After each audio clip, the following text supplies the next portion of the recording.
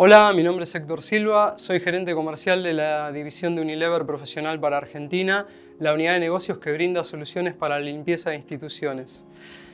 Les doy la bienvenida a un nuevo módulo de la cápsula de desarrollo de negocios de Unipyme, donde conversaremos sobre pequeñas y medianas empresas familiares junto a Néstor Rabinovich, consultor especializado en el tema.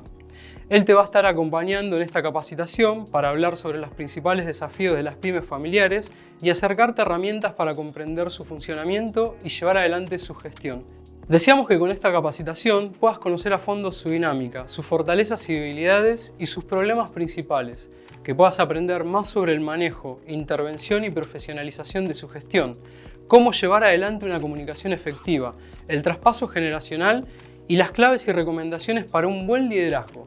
Esto y más es clave para hacer crecer el negocio familiar y comenzar a prepararlo para el liderazgo de los miembros de la próxima generación. Esperemos que este encuentro te aporte ideas y herramientas nuevas para aplicar en tu pyme. Comencemos a trabajar. Hola, les damos la bienvenida a un nuevo encuentro de la cápsula de desarrollo de negocios de Unipyme. Soy Néstor Rabinovich, me dedico a asesorar empresas de familia, negocios, emprendedores y en esta capacitación hablaremos sobre negocios de familia, sus características, fortalezas y debilidades, sus problemas principales y cómo hacer para perdurar en el tiempo. Bueno, es un gusto que nos encontremos y lo primero que te voy a proponer es un muy pequeño ejercicio. Cerrá los ojos y pensá, imagina en una palabra cómo definirías las empresas familiares. ¿Cuál es la palabra que sintetizaría para vos lo que es hacer negocios en familia? ¿Cuál es esa palabra? ¿Cuál te imaginaste? ¿Alegría? ¿Perdurar? ¿Conflicto? ¿Proyecto? ¿Estar juntos? Seguro que alrededor de alguna de estas palabras es que tenés tu definición de lo que es hacer negocios en familia. A ver, veamos, ¿qué es una empresa familiar? Bueno, entre sus características, capital y propiedad en manos de la familia, el control y dirección en manos familiares, uno o más miembros la dirigen, los valores son compartidos de familia a empresa. ¿Qué quiere decir? Que no podemos armar una familia si la familia tiene ciertos valores y la empresa se maneja de otra manera totalmente distinta. Decimos que somos honestos y buenos dentro del seno familiar y cuando hacemos empresa y hacemos cosas que no son tan santas. Y hay una voluntad de continuidad generacional. O sea que por lo menos 2 generaciones participan, pero además los fundadores quieren continuar en familia con este proyecto iniciado. Esto es lo que define una empresa familiar. Seguro conoces un viejo mito que dice: el padre la crea, el hijo la mantiene y el nieto la cierra. ¡Qué mito, eh! Porque ¿qué nos está diciendo el mito? Nos está diciendo que hay un fundador con un sueño que inicia el proyecto, un hijo que la mantiene, la cuida, y hay un nieto que, claro, la pierde esa empresa. Tira a la basura el proyecto. ¿Qué nos están queriendo decir con este mito? Que de a poco, a medida que pasa el tiempo y las generaciones, el amor por la empresa, el amor por el proyecto se va terminando. Pero te dije que es un mito, nada más. Porque fíjate ciertos datos. Las empresas familiares ofrecen entre el 70 y el 80% del Producto Bruto Mundial. Las empresas familiares tienen una rentabilidad mayor en un 42% que las no familiares. Se estima que 9 de cada 10 empresas en América Latina son familiares. Y entonces el mito decía una cosa y la realidad es otra. Eso quiere decir que, como te estoy diciendo, es solo un mito. Quiere decir que si la mayoría de los negocios son de familia o se inician en familia, es evidente que hay un gran valor en lo que estás haciendo. Quiere decir que la incorporación de las nuevas generaciones son como una vacuna preventiva para que tu empresa familiar se proyecte y crezca en el tiempo. Veamos algunas de las fortalezas de los negocios de familia. Relaciones de afecto. ¿Qué quiere decir? Nos queremos. Estamos juntos porque nos queremos, nos cuidamos y estamos comprometidos en ese proyecto, que es nuestra familia. Porque no nos olvidemos, hablamos de negocio de familia, pero primero fue la familia. Servicio. Es natural que un negocio de familia tenga esa vocación de dar a otros más allá de lo que recibe a cambio. Hay una visión a largo plazo Claro, vos haces una familia, por más que las familias cambiaron, por más que la manera de pensarse en familia es distinta, pero uno cuando inicia una familia, una pareja, un matrimonio, lo está pensando como algo que dure en el tiempo, no que se termine. Y como te dije, hay una vocación de hacerlo juntos y hay estabilidad. ¿Qué quiere decir estabilidad? Quiere decir que queremos que esto se mantenga en el tiempo. Relaciones de afecto, compromiso, servicio, visión de largo plazo, vocación, estabilidad. Estas son algunas de las fortalezas. ¿Y cuáles son las debilidades? Bueno, tenemos el nepotismo. ¿Qué es el nepotismo? Bueno, es el gobierno de la familia. Esto se gobierna solo entre familiares. La debilidad del paternalismo y maternalismo. O sea, nos tratamos y nos cuidamos como nos tratamos y nos cuidamos en familia. Claro, eso es bueno para la familia, pero cuando hacemos negocios es un problema. Yo te cuido como te cuido en casa. En casa, por ejemplo, vos tuviste problemas con las materias que cursaste, te fue mal, te pongo una penitencia, venís el sábado y me decís, mamá, papá, no me priven de esta salida, es la primera del año, y vos decís, bueno, pero que sea la última vez. Yo te pregunto, ¿decís eso en tu negocio? Por eso es una debilidad. La resistencia al cambio. La familia les cuesta cambiar. ¿No quiere, te gusta cambiar de matrimonio como cambiás de producto o servicio? La siguiente debilidad es la manipulación. Hay una tendencia natural en lo familiar a la manipulación, a influir sobre el comportamiento de otro desde el punto de vista emocional para obtener una ventaja o un rédito. Es una debilidad que hay profesionales poco calificados. Tratamos de arreglarlos entre nosotros como podemos. Y hay una falsa seguridad. O sea, creemos que a nosotros las cosas nos va a ir bien naturalmente porque nosotros somos buenos y geniales. Nepotismo, paternalismo, resistencia al cambio, manipulación familiar, profesionales poco calificados, falsa seguridad. Tenemos fortalezas y debilidades. Ahora bien, pensemos en la familia. ¿Qué es estar en familia?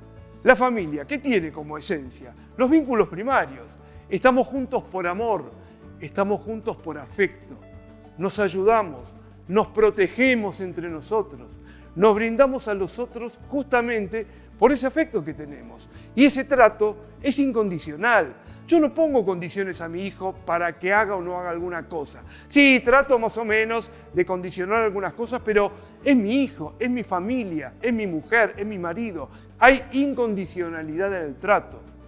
Me importás vos por lo que sos, por quién sos. Y lo que vale es la cooperación. Y como hablamos antes, la familia se resiste al cambio. Trata de mantener rutinas, trata de mantener algo que sea tradición en el tiempo, que tenga hábitos. Esto es la familia. Ahora veamos cómo es la empresa. ¿Cómo son las relaciones en la empresa? Las relaciones son secundarias, o sea, vienen después de las relaciones familiares. Tiene que ver con otro grado de frialdad en el trato. ¿Cuál es la base de la empresa? Ganar plata. La rentabilidad, el costo-beneficio. ¿Cómo son las relaciones? Por resultados. O sea, vos importás por lo que das, por lo que aportás. Acordate cómo era en familia. No es por lo que aportás, por lo que sos. Por lo tanto, la relación en la empresa es condicional. ¿A qué se condiciona? Al aporte de valor que vos me das. Si vos no me das un aporte de valor, se nos termina la relación. Andá viendo la diferencia. Familia, empresa. En la empresa vale lo que aportás, lo que contribuís. Y finalmente, así como te dije que en la familia hay una resistencia al cambio, en la empresa es lo opuesto. En la empresa lo que vale es el cambio permanente. Familia, empresa, ¿y cómo haces para mantener un equilibrio entre ambas? Porque en la familia, ¿qué es lo que buscas? Mantener la armonía. ¿Qué quiere decir mantener la armonía? Quiere decir sostener la cohesión. Ahora, ojo, cuidado, mantener la armonía no quiere decir que nos llevamos todos bien, nos queremos mucho y está todo bárbaro y mejor ni hablar. La armonía implica cohesión, pero hablando de lo que tengamos que hablar. Esto es la familia, armonía familiar. ¿Y qué tenemos que valorar en la empresa? La rentabilidad. ¿Qué es la rentabilidad? Si ganamos plata o no ganamos plata. Armonía familiar, rentabilidad empresaria. Ambos dos factores están presentes juntos. Pero mirá lo que pasa. ¿Cómo medimos la rentabilidad? Bueno, vos seguramente tenés instrumentos para medir la rentabilidad. Sabés si ganás o perdés plata con lo que haces. Pero, ¿y cómo medís la armonía familiar? ¿Cómo te das cuenta del grado de armonía familiar que hay en tu grupo en relación a la empresa? ¿Hay algún grado de stock de lo que llamamos riqueza socioemocional? Y te voy a dejar un muy pequeño ejercicio para que hagas con tu gente. Y quiere decir lo siguiente. Mira, imagínate que acá tenés una línea de armonía y acá una línea de tiempo. ¿Qué significa? Que te juntes con tu grupo y conversen. ¿Qué parámetros usaríamos para decidir si el grado de armonía que tenemos? Por ejemplo, grado de conversación, tipo de reuniones que tenemos, tratamiento de los conflictos, reacciones emocionales, en fin, las variables que vos quieras poner. Se juntan con tu grupo y cada uno lo califica, cada una de estas variables, del 0 al 10. Hoy y dentro de un mes nos juntamos de nuevo y volvemos a calificar esos mismos atributos. Entonces, ¿qué va a pasar? Te vas a encontrar con una línea que puede ser que se mantenga igual, que suba o que baje. Y eso es lo que tenemos que conversar, esas diferencias en el tiempo. Claro que para esto hay un requisito. Tenés que juntarte con tu gente y es un hábito poco desarrollado. Entonces, ¿qué es lo que sucede? ¿Me pasarías una soga? Mirá, vos imaginate, ¿sí? Tenés familia, tenés empresa, ¿y viste el juego de las hinchadas? Donde a unos tiran para un lado y otros tiran para el otro, y claro, según cuánto tire uno u otro, se caen los del otro lado. Los de la familia que tiran un poco para este lado porque quieren facilitar y que se sostenga esa armonía, ese cuidado por las relaciones, y del otro tenemos la empresa que tira con la frialdad de los números. ¿Cómo funciona esto en tu negocio de familia? ¿Cómo haces que se sostenga ese equilibrio y ese inevitable conflicto que hay en esa tensión entre familia y empresa? Mirá, te cuento, no siempre lo que es bueno para la familia es bueno para la empresa. Lo devuelvo. No siempre lo que es bueno para la familia es bueno para la empresa y viceversa. No todas las decisiones que tomes en familia pensando en la empresa son buenas para un lado y para el otro. Porque lo que tratamos de sostener es un equilibrio. Imagínate un barco. Arriba propiedad, dueños, familia, empresa. Y como el barco va tratando de sostener un equilibrio siempre inestable. Pero el objetivo ¿cuál es? Sostener algún tipo de equilibrio. Te voy a dar un pequeño antídoto. Y consiste en lo siguiente. Que te hagas dos preguntas. Primera pregunta, que te ayude a pensar este tema. Si no fuera una empresa familiar, ¿tomaría la misma decisión? ¿Qué quiere decir? Cuando estés por tomar una decisión de envergadura, de importancia, te hagas esta pregunta, inclusive con tu gente. Si esto no fuera una empresa familiar, ¿yo tomaría la misma decisión? Esto te va a servir para darte cuenta, porque no es que vas a cambiar la decisión, pero por lo menos sos consciente que hay algo que estás haciendo y que si no fuera familiar, quizás lo haría distinto y tengas claras las consecuencias. Segunda pregunta, si no fuera una empresa familiar, ¿yo la gestionaría igual? De nuevo, es para que le des un grado de racionalidad a cierta manera de gestionar y actuar que uno naturalmente hace porque está en familia. Pero ¿qué estamos tratando con estas preguntas? Que tomes distancia de la situación y la puedas pensar como si no fuera familiar. Fíjate, nosotros sabemos que un fundador y seguramente sus hijos cumplen con 3 roles diferentes. Es lo que se llama el modelo de los 3 círculos. ¿Sí?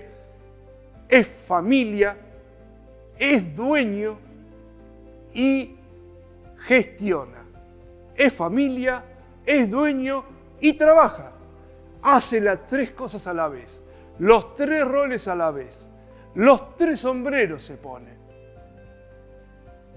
¿Y qué es lo que sucede? Mirá vos esta simple ironía, para que vos te imagines este diálogo, ¿sí?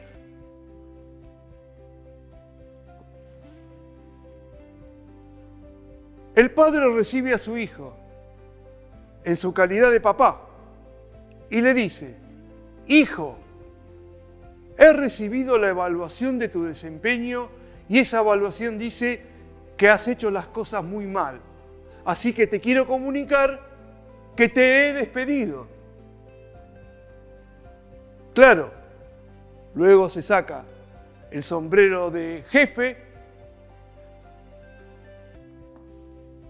y se pone el de padre. Y como padre lo mira al hijo y le dice: hijo, me he enterado que te he despedido. ¿Qué puedo hacer por vos? O sea, él tiene 2 roles, como vimos recién. Es jefe de su hijo, el hijo es hijo y es empleado, y en esta situación el padre le tiene que comunicar una mala noticia como jefe, pero claro, como padre se siente que tiene que ayudarlo al hijo al que ha despedido. Y esto es lo usual. Por eso vamos a nombrar algunos de los problemas principales y riesgos. Primero, simultaneidad de roles. Es lo que acabo de contarte. Sos jefe, sos hermano, sos primo, sos tío, sos dueño.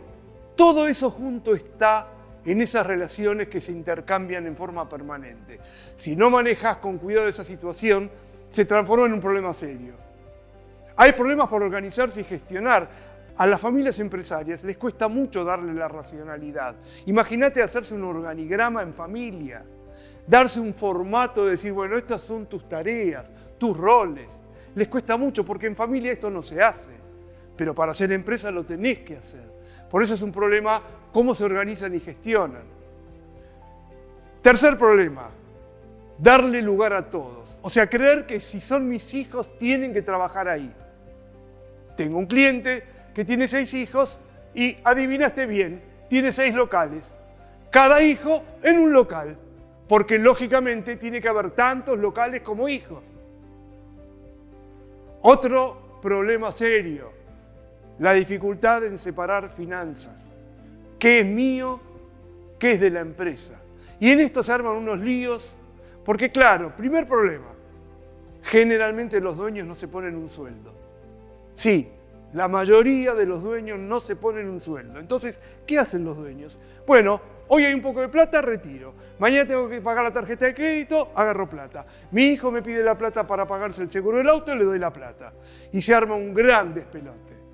Y si no separamos finanzas, le pasa lo que a un cliente, que un hijo fue sacando la plata, fue anotando en un cuaderno, se fue construyendo una casa en un country, y después vino la hermana, después de un tiempo, y le dijo al papá y a la mamá, bueno, ahora me toca a mí, yo también quiero sacar plata. Y ¿sabéis? Pasaron 2 cosas. Primero, ya no había la plata que antes se sacaba, y además se perdió el cuaderno. Con lo cual, ¿cuánta plata sacó el primero? Nadie sabía. Así que yo sé que es difícil, pero te aconsejo, separa finanzas tuyas de las finanzas de la empresa. Siguiente problema, confundir ser dueño con capacidad directiva. No hay un gen en el cuerpo que se llame saber dirigir una empresa. Así que los hijos, porque son hijos de dueños, no es que saben dirigir porque son hijos, como si estuviéramos en un reino, ¿sí? Y además, para los fundadores, vale la pena aclarar que te haya ido bien hasta ahora no quiere decir que podés seguir siendo exitoso en los tiempos que vivimos. Así que es muy importante tener cuidado con confundir si sos dueño con saber dirigir. Problemas de sucesión, que en unos minutos lo vamos a hablar, pero el problema es empezar muy tarde el cambio generacional. Problemas de comunicación. Hoy hay muchos problemas en este terreno. La gente cree que si te mando un WhatsApp, ya hablé con vos. Y eso es un problema muy serio, porque entonces creen que de esa forma charlan. Problema de liderazgo y poder. En el cambio generacional se percibe mucho esto de quién manda, quién lidera, quién tiene a cargo qué. La organización jurídica. ¿Qué es la organización jurídica? ¿Cuál es el formato societario que nos damos?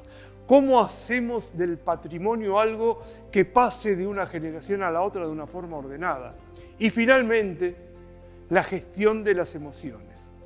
Que este es un capítulo muy delicado, cómo se gestionan las emociones. Porque te cuento, seguramente lo sabés, que según cómo gestiones las emociones, paradójicamente vas a ganar más o menos plata. Así que cuidado con ese tema.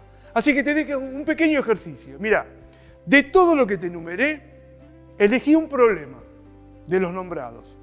Fíjate cómo se manifiesta o se podría manifestar dentro de tu empresa y qué podemos hacer para prevenir o tratar este problema.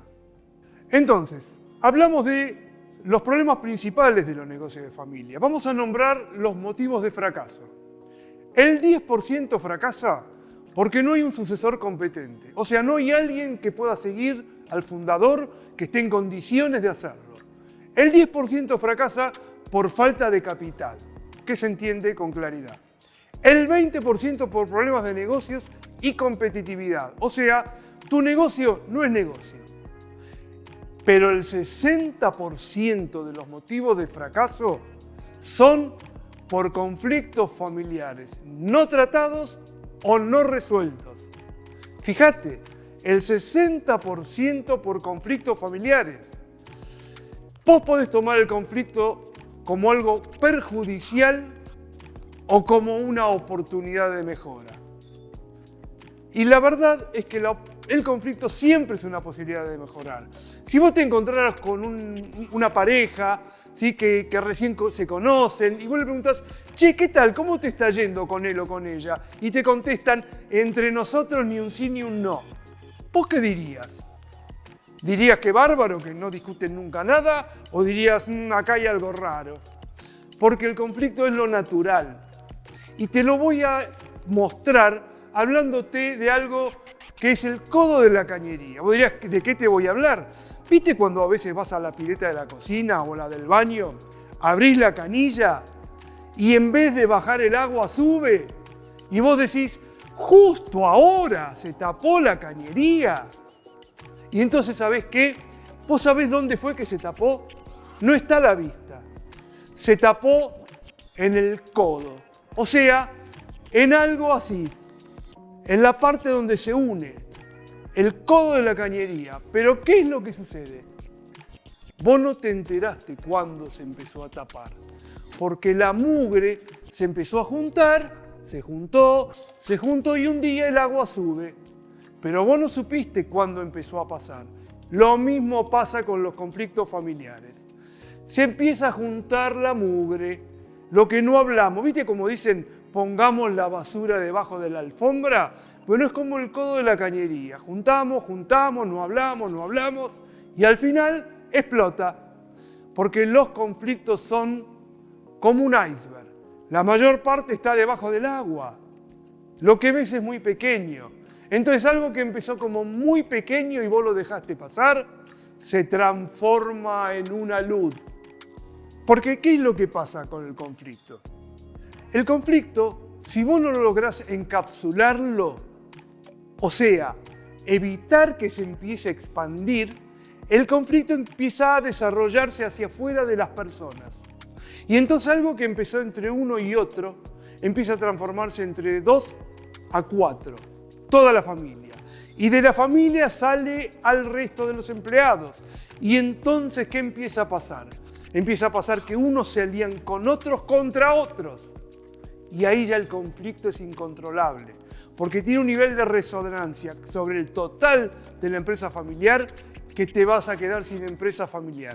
Por eso te aconsejo, lo que te parece pequeño, porque es una diferencia del momento, hablala.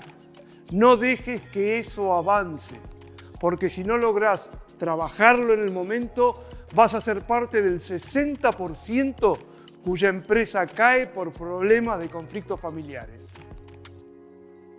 Entonces, ¿qué es lo que hace que un conflicto pueda trabajarse? La comunicación. La comunicación implica lo que hablamos, lo que nos decimos y el lenguaje del cuerpo. Imagínate un 6 dibujado en el piso. Una persona de un lado, otra persona del otro.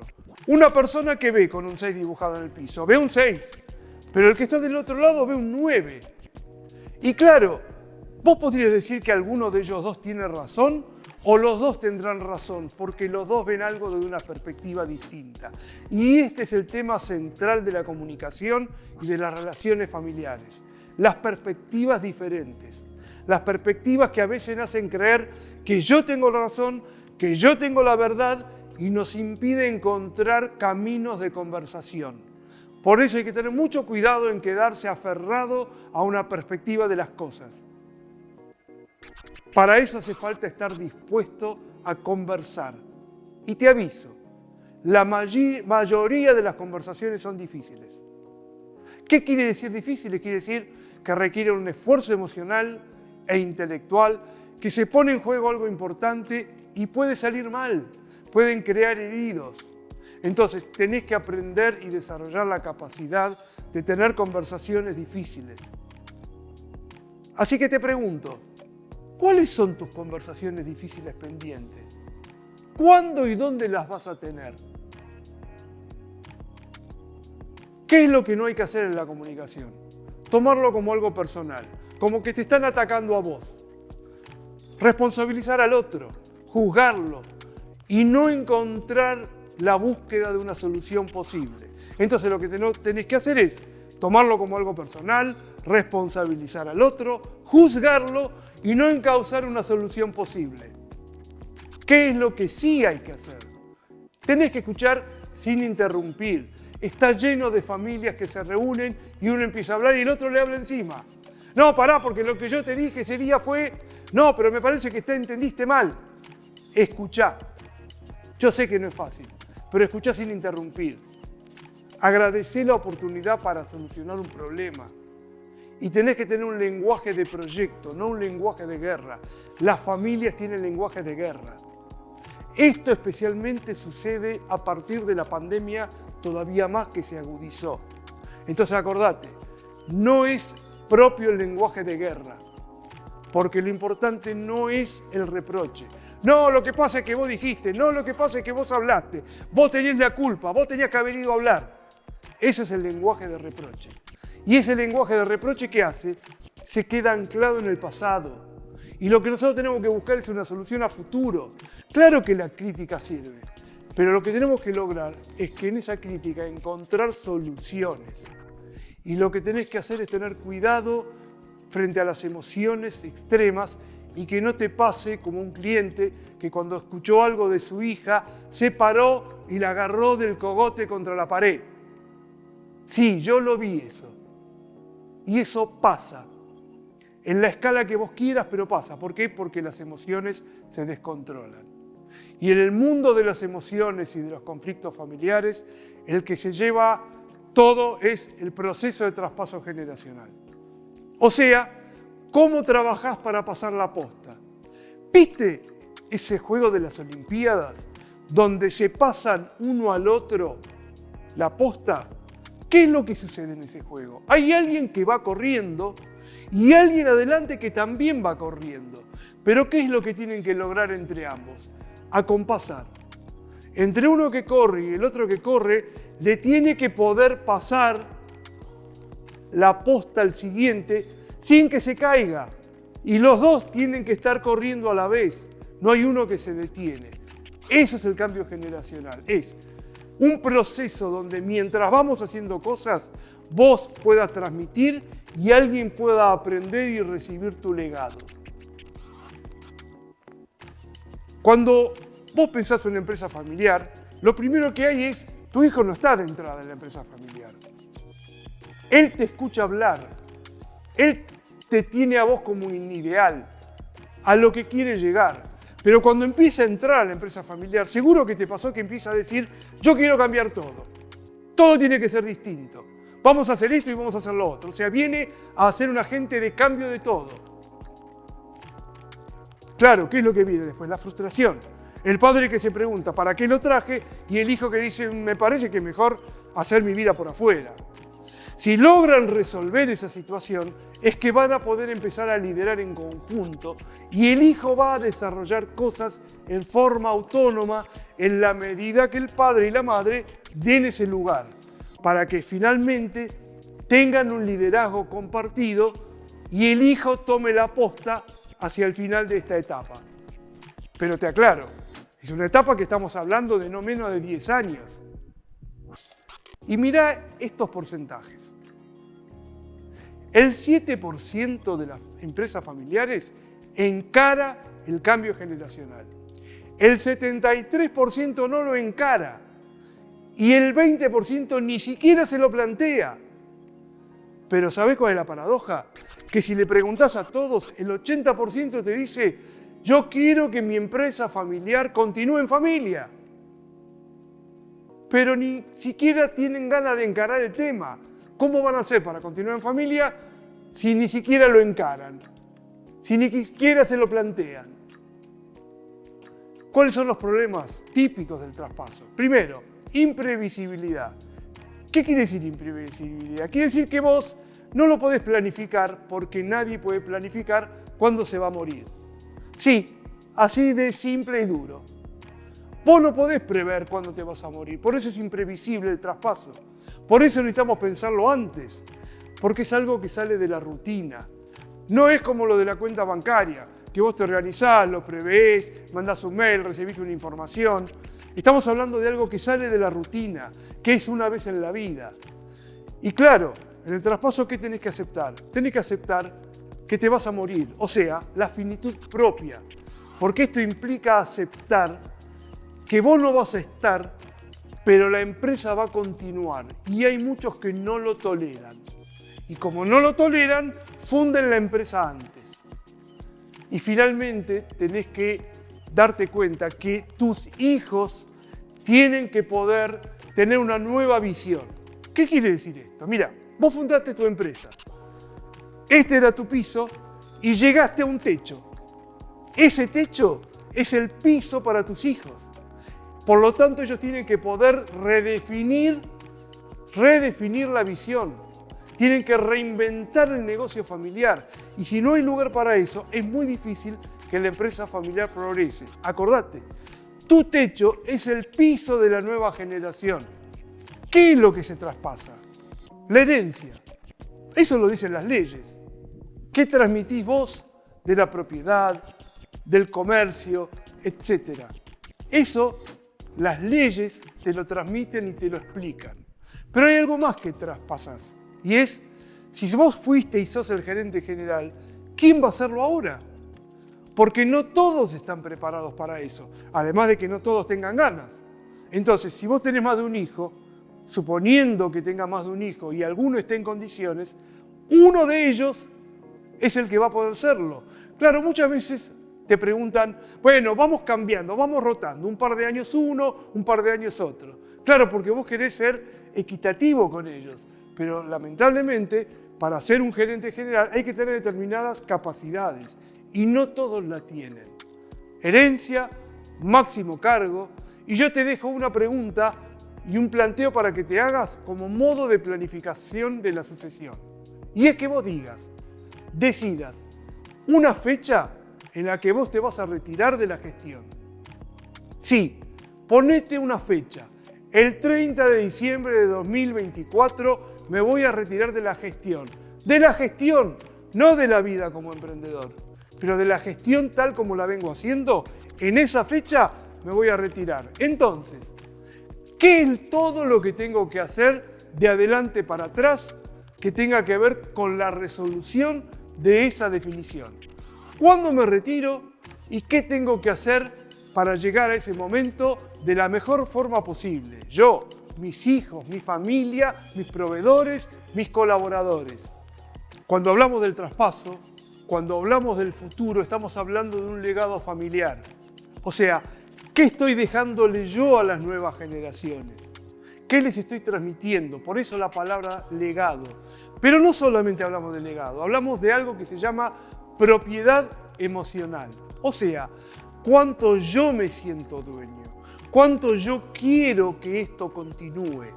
Porque vos podés tener muchas propiedades, Pero acá lo que vale es la propiedad emocional, o sea, el afecto, el cariño que tenemos por esto para que continúe en el tiempo. Y esto es lo que mayor valor tiene. Te voy a dar algunas recomendaciones para que el paso generacional sea el más adecuado. Primero, esto no empieza cuando entra tu hijo o tu hija, empieza desde la infancia. Y si vos llegás a tu casa desde que tus hijos son chicos, y cuando llegas a tu casa a la cena familiar, empezás a decir, esto es una porquería, esta empresa me tiene absorbido, me tienen todos podridos, no me dejan vivir en paz, ¿cómo podrían tus hijos tener ganas de estar en tu empresa? Entonces pensá bien en los mensajes y comentarios que haces. Segundo, tus hijos no son clones, no son copias tuyas. Entonces, si vos aceptás que ellos no son clones, o sea, que no son copias tuyas, vas a aceptar lo distinto, lo diverso, lo que ellos te pueden aportar distinto a lo que vos das. Pero si buscas clones, estás en un problema. Y más en la época que vivimos, donde la esencia es lo diverso. Siguiente recomendación. Que tus hijos ingresen por su vocación, no por la plata. Porque si tus hijos están con vos, porque no van a ganar lo mismo si están en otro lado, estás en un problema serio. Porque ellos se quedan no porque quieran la empresa, sino porque están atrapados por la guita. Y esto, tené cuidado. Siguiente recomendación, que formes en sus competencias técnicas y emocionales. O sea, se tienen que preparar. No es cuestión de que porque es mi hijo, porque es mi sobrino, entra y ya está. No, hay que prepararse, hay que formarse, hay que estudiar. Por suerte hoy en día hay mucho de esto, pero hay que hacerlo. Ya te dije, no está en los genes dirigir una empresa. Tenés que generar accionistas responsables. ¿Esto qué quiere decir? No todos quieren estar en la empresa familiar. ¿Por qué querrían estarlo? Después de todo. Pero son accionistas. O sea, van a ser dueños o son dueños aunque no trabajen. Pero tienen que ser lo que se llama accionistas responsables. En eso hay que informarse. Tienen que aprender a entender un balance. Tienen que estar informados de la marcha del negocio y las decisiones. ¿Para qué? Para que no sea simplemente una persona que un día te toque el timbre y te diga a mí me parece que me toca tanto de las ganancias. Accionistas responsables. Hay un secreto para que tu hijo entre y es que se forme como empresario. O sea, que él empiece a administrar un sector de tu empresa pequeño y pueda aprender a medirse según costo-beneficio en lo que hace. Pero vos no tenés que meterte ahí. Vos tenés que evaluarlo según sus resultados. Pero claro, un sector que no atente contra la empresa, pero que él se pueda probar a sí mismo. Porque la diferencia entre vos y tus hijos es que vos te hiciste empresario. Tu hijo no nace empresario, se tiene que hacer empresario. ¿Sí? Cuando vos decidas la sucesión tenés que decidir la dirección y la propiedad. Por eso hay algo que se llama planificación patrimonial, que no tenés que esperar a un imprevisto, a una discapacidad o, como vos seguro conocés, empresarios que creen que son eternos y se mueren antes de lo esperado y los hijos se ven en un serio problema. Tenés que clarificar el rol de cada uno, para qué está, qué va a aportar. Y finalmente, promover la comunicación. Esto quiere decir transparencia, crear eventos. Una vez al año júntense a conversar, a compartir, a contar la historia y a revivir situaciones festivas, donde todos estén incluidos, como manera de festejar que tenemos un negocio de familia en el tiempo.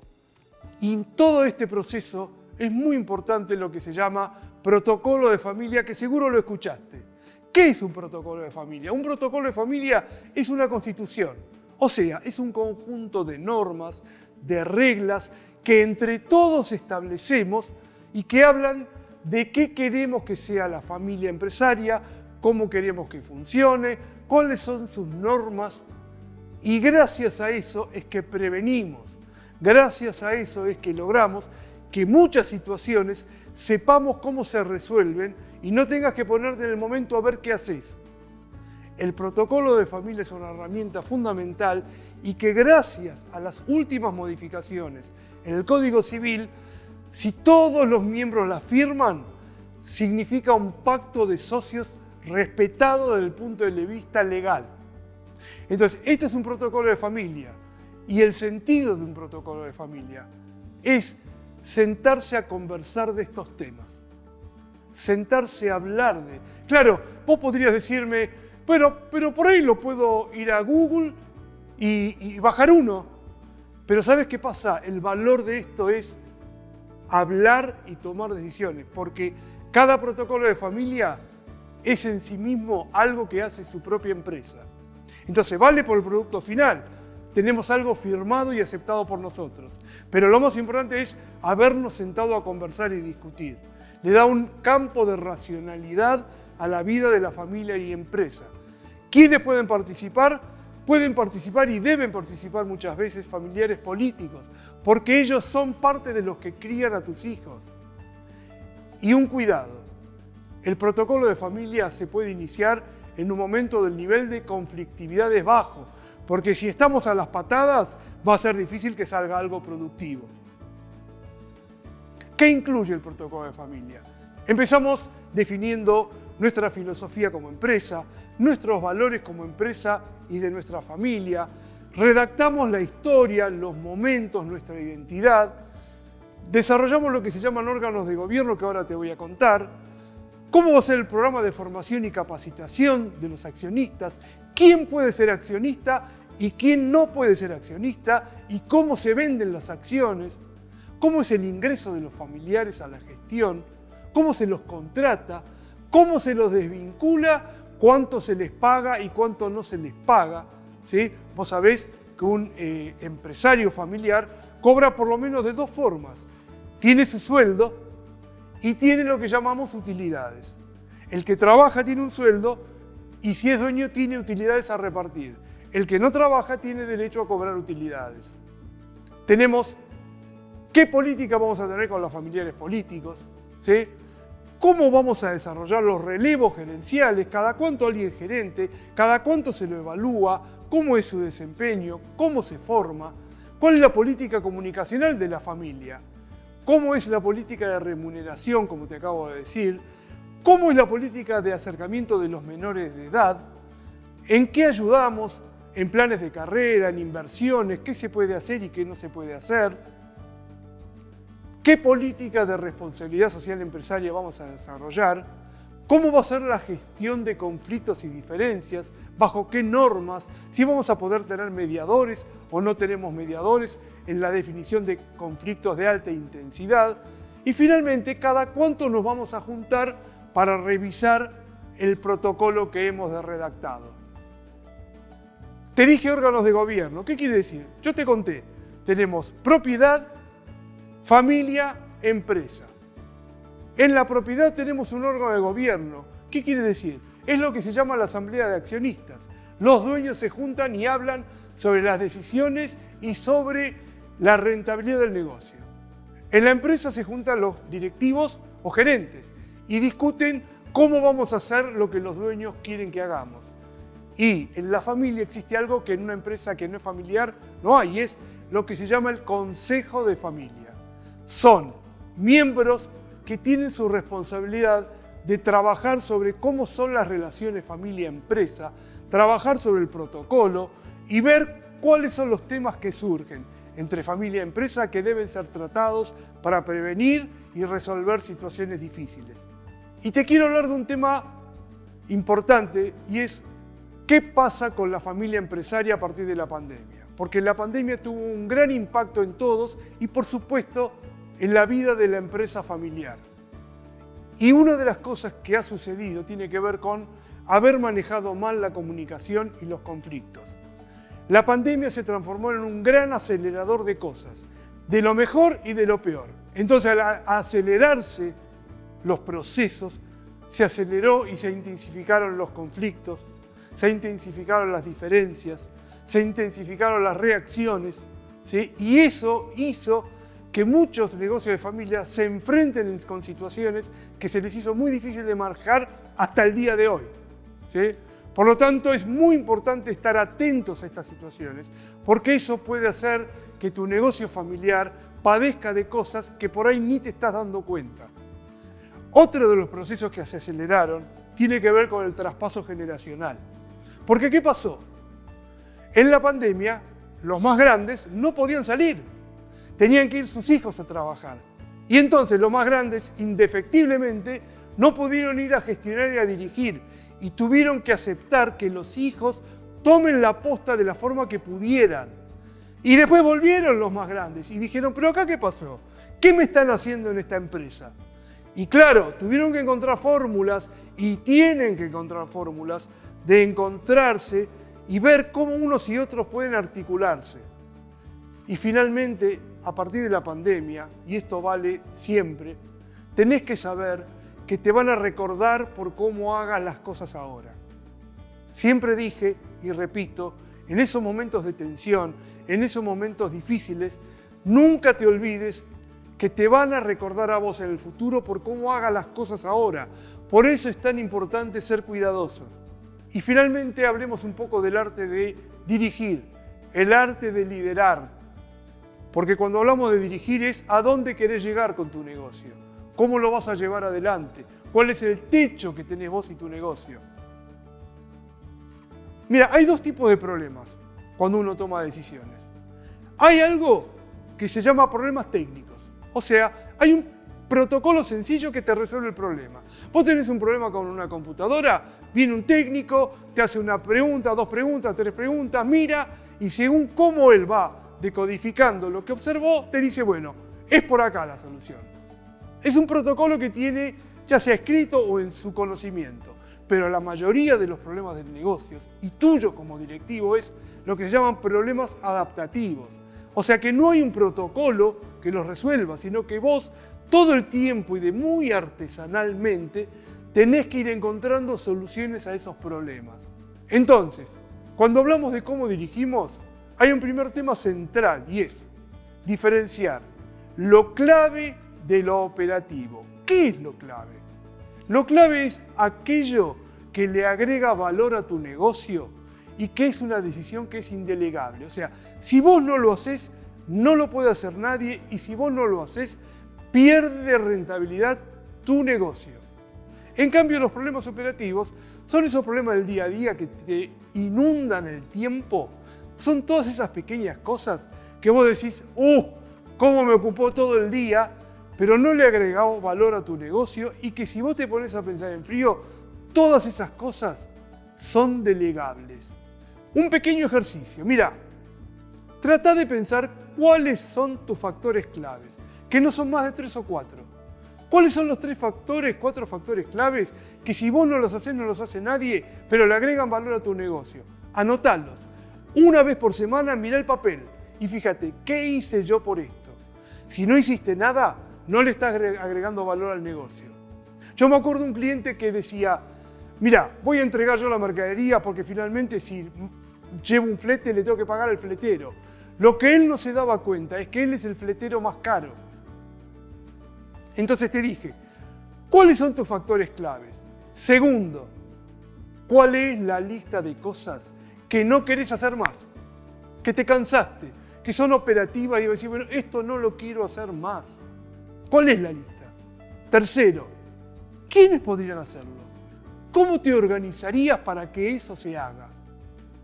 Cuarto, ¿cuál sería el primer paso para que eso se concrete?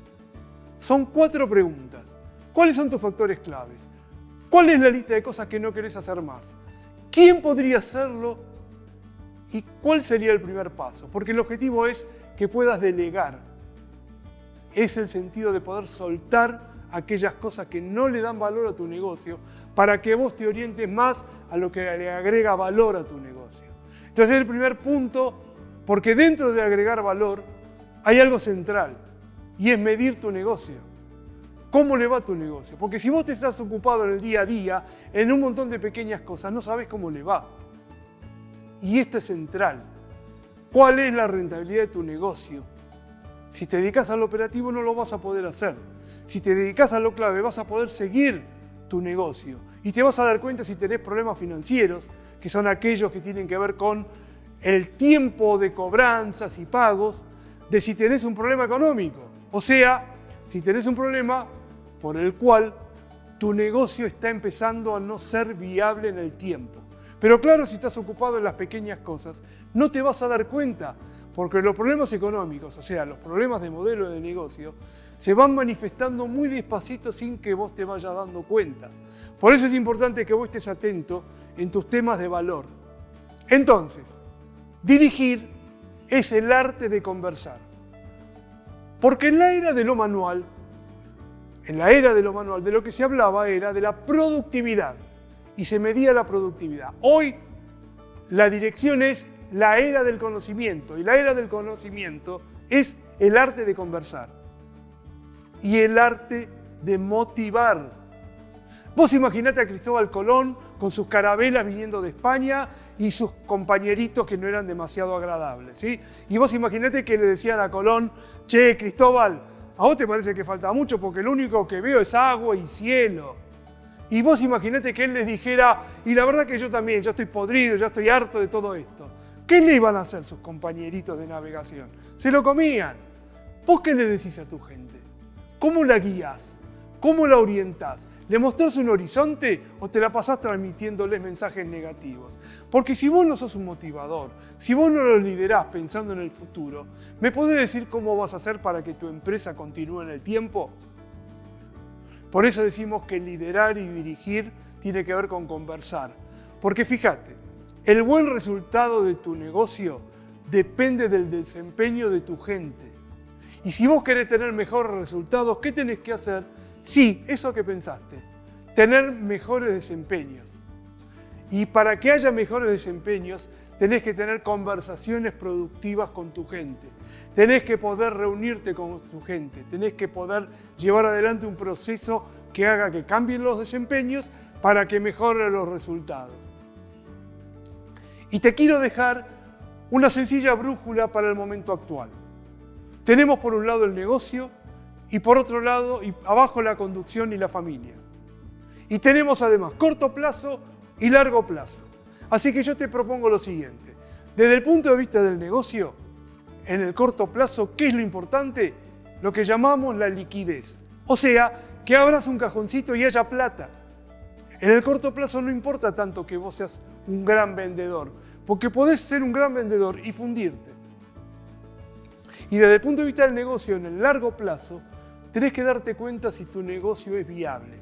¿Qué quiere decir que tu negocio sea viable? Mirá, a partir de la pandemia, una de las cosas que pasó es que todos los negocios se tuvieron que reinventar. Algunos se tuvieron que reinventar en un 20%, otros en un 80% y algunos en un 100%, pero todos tuvieron algo en lo que reinventarse. Así que en tu negocio, en el largo plazo, ¿qué tenés que reinventar? Y desde el punto de vista de la conducción familiar, en el corto plazo, lo importante es acompañar, dar contención y bancar y acompañar los duelos inevitables por las ilusiones que se pierden. Y en el largo plazo, la conducción familiar lo que tiene que hacer es generar nuevos acuerdos hacia adelante. Es el protocolo de familia, pero es otras cosas sobre las que nos tenemos que poner de acuerdo para que como familia sigamos construyendo y tengamos futuro.